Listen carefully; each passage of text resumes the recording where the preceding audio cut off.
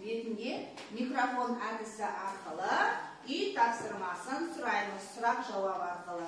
Жарай ма? Ал енді бірінші сұрақты кім қояды? Кім қояды бірінші сұрақты? Мери, шыға ғой, микрофонды ал. Мери қояды бірінші сұрақты. Үй тапсырмасына байланысты. Мұхтар Әуезов туралы қандай мәлімет бересің? Мұхтар Әуезовтың өмір баянын Кім айтып береді? Мұхтар Әуезовтың өмір баянын кім айтып береді? Мұхтар Әуезовтың өмір баянын кім айтады? Інжіл келе ғой. Тыңдаймыз. Мұхтар Әуезов 1897 жылы туылып, 1961 жылы қайтыс болған жазушы, ғалым, ұстаз, бұрынғы Семей облысы Абай ауданында дүниеге келді. Қараш оқиғасы, көксерек, Абай жолы, еңлік кебек, тағы басқа белгілі шығармалары бар. Жазушының шығармалары көптеген дүниежүзінің тіліне аударылған. Өте жақсы. Жақсы жауап берді деп ойлайсың ба, Мери? Иә. Жақсы, отыра қойыңдар. Екінші сұрақты кім қояды? Екінші сұрақты кім қояды? Аят, сен қоя қойшы кел. Асықпа, Аят.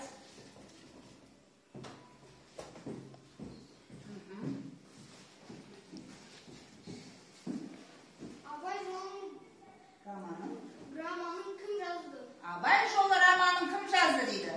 Абай жолы романын кім жазды? Нұрислам, келе ғой.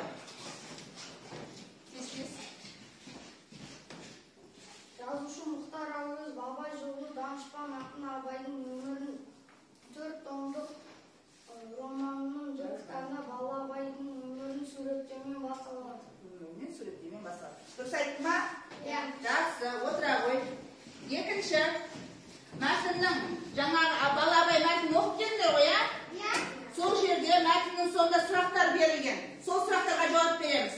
Бірінші сұрақты кім қояды? Ерболат, қоя ғой, кел. Микрофонды ал. Мәтіннің мазмұны бойынша Абайдың ауылында қандай дәстүр болғаны туралы әңгімеленді. Қандай дәстүр болыпты? Кім әңгімелейді? Жомарт, келе ғой.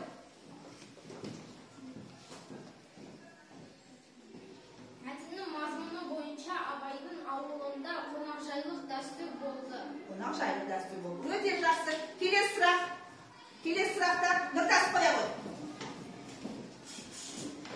Бала Абайдың өміріне әжесінің әңгімелері қалай әсер етті? Дұрыс айтады. Қалай әсер етті? Бала Абайдың өміріне әжесінің әңгімелері қалай әсер етті? Аяру?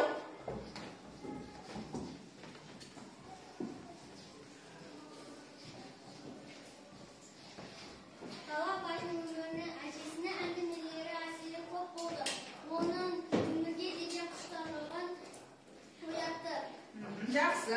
Келесі сұрақта Інжу қоя қойшы, кел. Інжу қояды.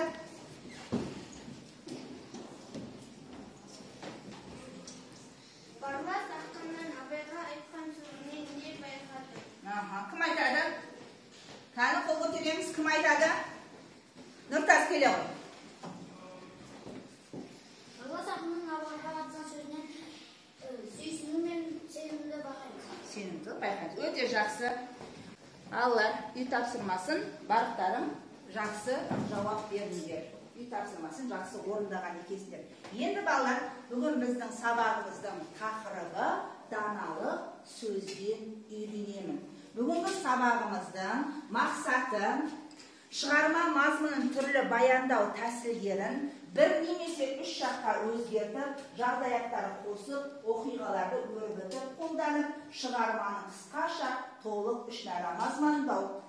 Шығарманың тақырыбын және қорытынды бөлімі негізінде сюжеттің даму, болжау, оның себебін түсіндіру. Балалар, барлықтан оқулықты ашамыз. Бірінші тапсырмада сырсандыққа қараймыз. Балалар, міне, бәріміз сырсандыққа қарайықшы. Сырсандықты көрдіңіздер ма? Сырсандықта мақалдар шашылып жатыр екен. Осы мақалдың сыңарын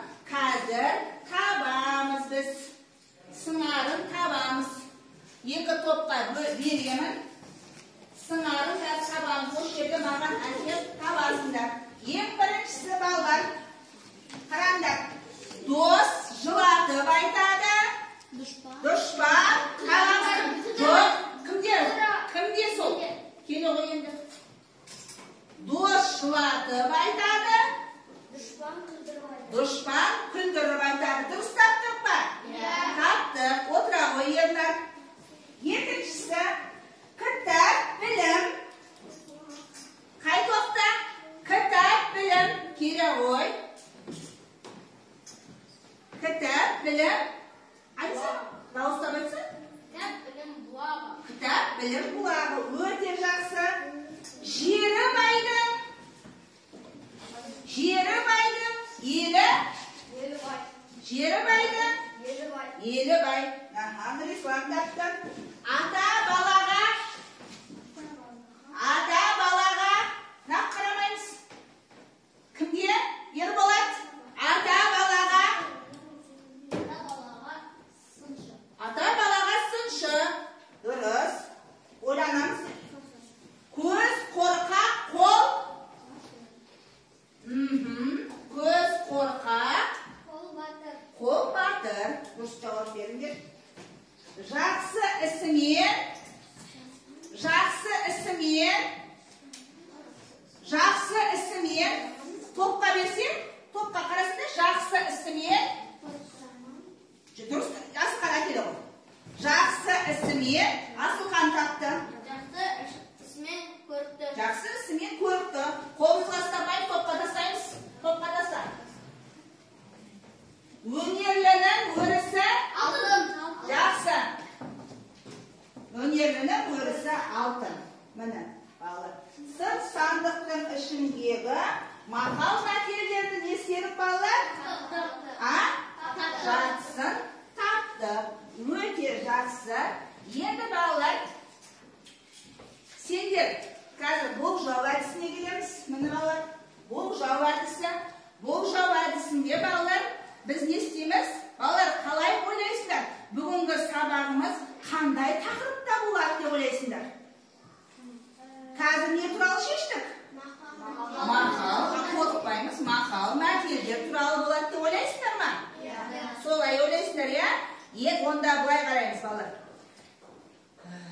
Қараңдар, есіңе түсіп, оқулыққа екінші тапсырға қараймыз.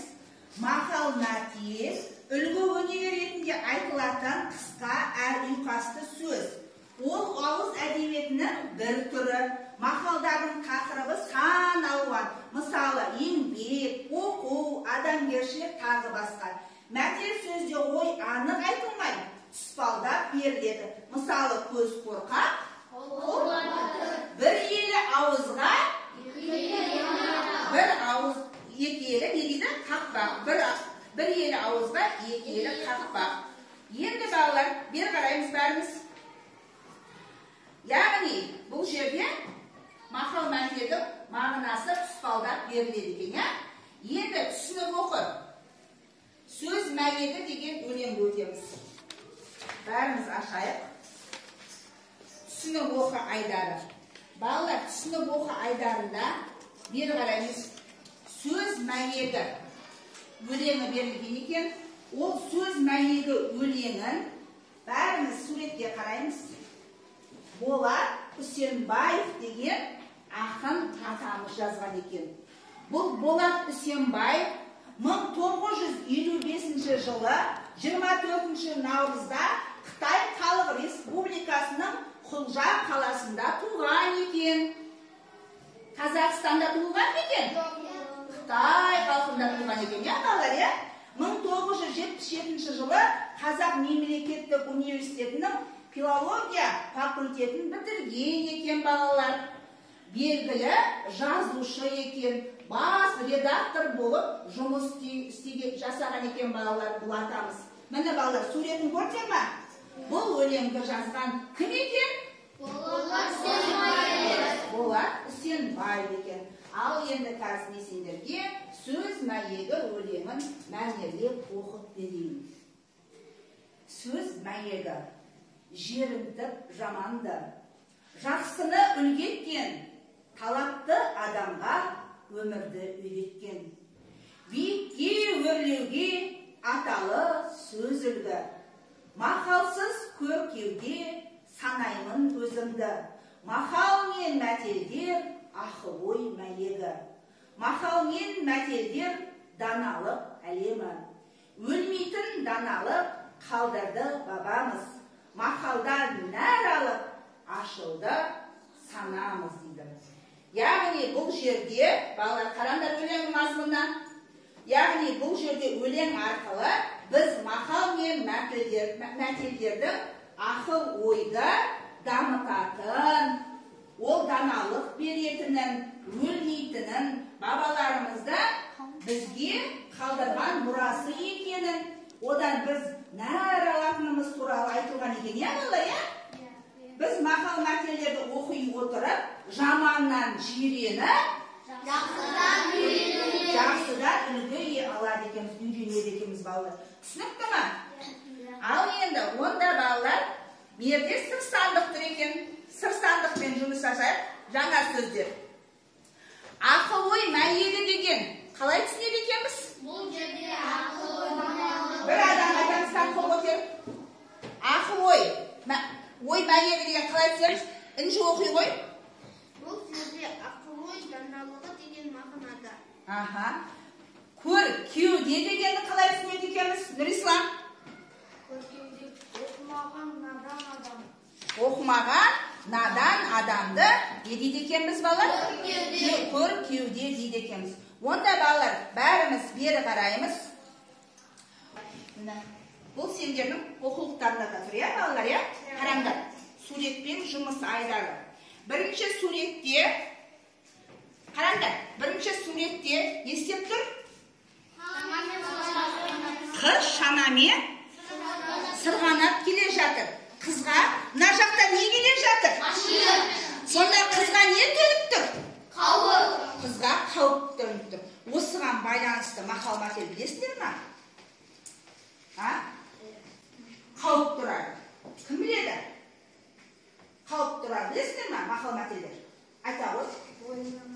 Ойынан өрт шығар, тағы да.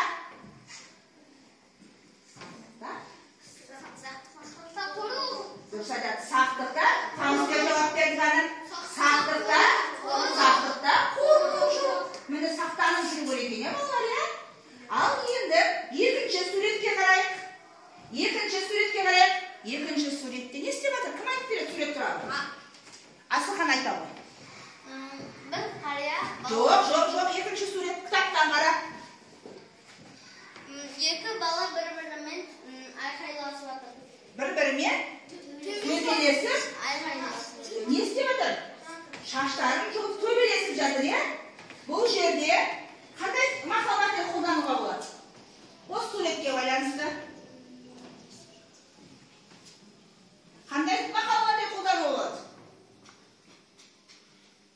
Бұл жерде қандай мақал мәтел қолдануға болады? Осы суретке байланысты. Қандай ойланайық? Айта ғой. Досы көпті дау алмайды, ақылы көпті дау алмайды. Досы бұл дос туралы. Бұл жерде достар не істеп жатыр? Жаман жолдастан таяғым артық дейді. Қалай түсінесіңдер осы сөзді? Бұл жерде жолдасы жамандық қылып кім тұр ма? Одан гөрі қасында алып жүрген аяғым артық еді дейді. Иә балалар, иә? Аяғым артық. Таяқтан әйтеуір бір не келе жатса, ит келе жатса да, мысық келе жатса да, таяқпен не істенер едім дейді? Қорғанар едім дейді. Ал бұл жерде жолдасым маған не істеп тұрған жоқ дейді. Көмектесіп тұрған жоқпын дейді бұл балалар. Көрдіңдер ме балалар? Жаман жолдастан не дейді? Аяғым артық. Тату болсаң досыңмен берерсің төтеп дұшпанға. Бұның мағынасын қалай түсінесіңдер? Егер тату Жолдасыңмен жақын болсаң, досыңа берерсің төтеп дейді. Дұшпанға төтеп бересің дейді. Қасыңдағы жолдасың сені сатпайтын болса, сен ешқандай дұшпаннан қорықпайсың деген сөз, иә балалар? Өте жақсы. Енді балалар, қазір құрастыр айдарында 8-ші жаттыға қарайықшы. Екі топқа бірінші өлең жақса іштерінен оқыңдар. Өлең оқыңдар.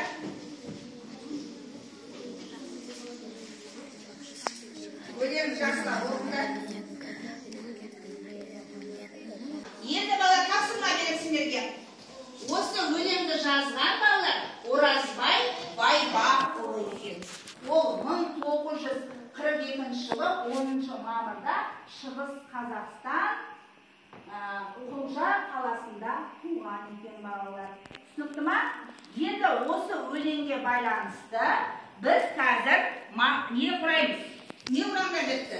Екі мақал мәтел құрап жазыңдар дейді. Біріншісі, ойлағандар ұғады, сақтық жақсы деп келем дейді. Ойлағандар ұғады, сақтық жақсы деп келем деген бірінші топ құрайды. Өрт ұшқыннан шығады, ойнамаймын отпенен дегенге екінші топ құрайды. Қаны, бірінші топ ойланамыз.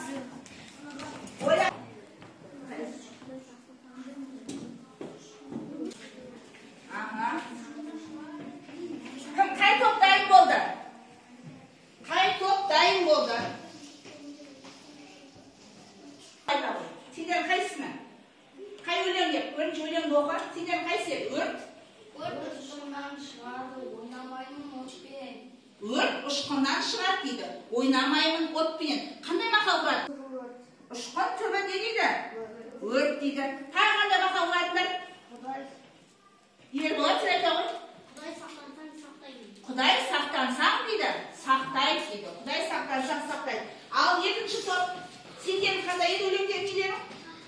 Мақалда өлеңдері? Ойлағандар ұғады, сақтық жақсы деп келем.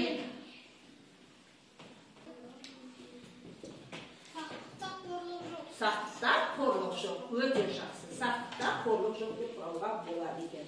Ал енді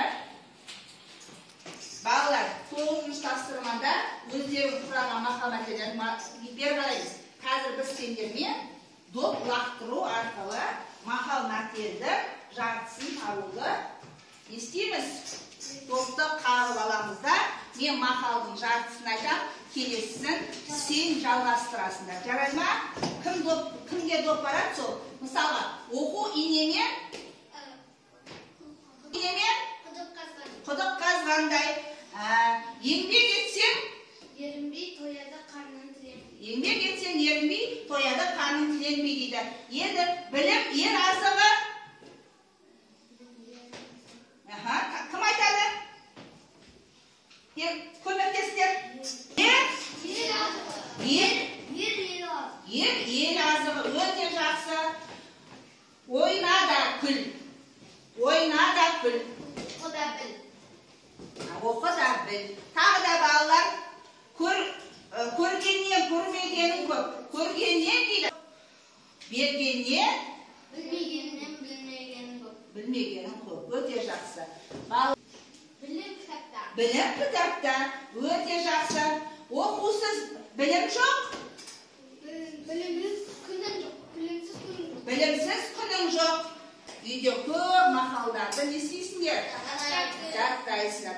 Балалар, қазір сабағымыз соңында, өздерің қазір біз қорытындыда вишбун әдісі арқылы екі топқа мақал мәтелдер берем. Балалар, бірінші топта балықтың қаңқасы міне. Бұларға білім туралы, балықтың қаңқасына білім туралы нелер жазасыңдар? Мақал мәтелдерді толтырасыңдар.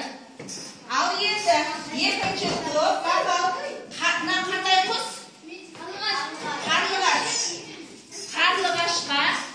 Қарлығашқа отан туралы мақал мәтелдерді толтырамыз. Қанаттарына. Бәріміз бірге істейміз. Ойланамыз. Анам қасына ойланына тез-тез. Мен көреміз.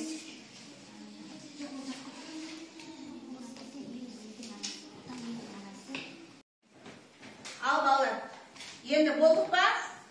Вишбун әдісі бойынша балықтың қаңқасын толтырдыңдар ма сендер? Сендер қарлығаштың кімі? Екі топтан, екіде шағыз яқтан.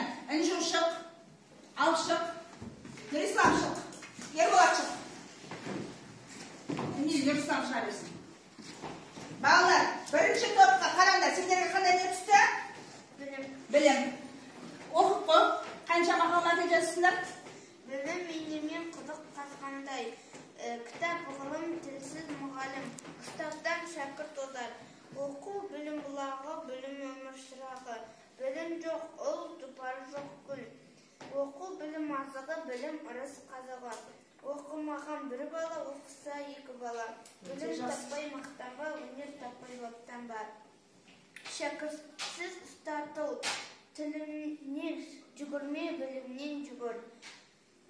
Білім арзан, білу қымбат. Жақсы. Қанша мақал жазыпсың, санап шықшы. Ал сен оқи бер. Санаш. Отан туралы. Отан туралы. Сен оқи қой. Отан отандастық. Опазда отан жоқ. Кісі елінде сұлтан болғанша өзің елінде ұлтан бол. Отан отбасынан басталады. Дұрыс, отан отбасынан басталады. Ел іші алтын бесік. Өз елім өлең төсегім. Отан елдің бол. Оқи қойса не жетіп тұр ғой? Өзі оны оқып қой, не міне? Қанша екен санар сендерде отан туралы. Балалар, бірінші топ білім туралы өте көп жазған екен. Міне қараңдар. Қанша жазыпты? 10-нан көп. Бұл жерде. Сондай ма? Аха, отыра ғой. Жақсы, міне. Бірінші топтыңқы. Екінші топ. Бұлар да көп жазған екен, я? Отыра ғой. Бұлардыңқы де бір 12-15-ке дейін барып қалар міне, балалар. Екі топ өте жақсы жарайсыздар. Балалар, бүгінгі сабағымызда міне осы неден қорытындыладық, я? Мақал мәтел туралы, отан туралы, білім туралы, туған жер туралы мақал мәтелдерді өте көптеп айттық. Балалар, үйде де осы мақал мәтелдерді жаттап жүріңдер. Жарай ма? Үйде тапсырма мақал мәтелдердің маңызы деген тақырыпта өз ойларыңды жазып келіңдер. Үй тапсырмасына осы. Түсінікті ма? Күнделікте жазып алыңдар. Ал енді бүгін сабаққа жақсы қатысқан оқушыларға балалар, мен өз сыйлығымды беремін. Екі топтың да оқушылар, барлық оқушылар сабаққа жақсы не істеді балалар? Қатысты. Қазір үзіліс кезінде не істейміз?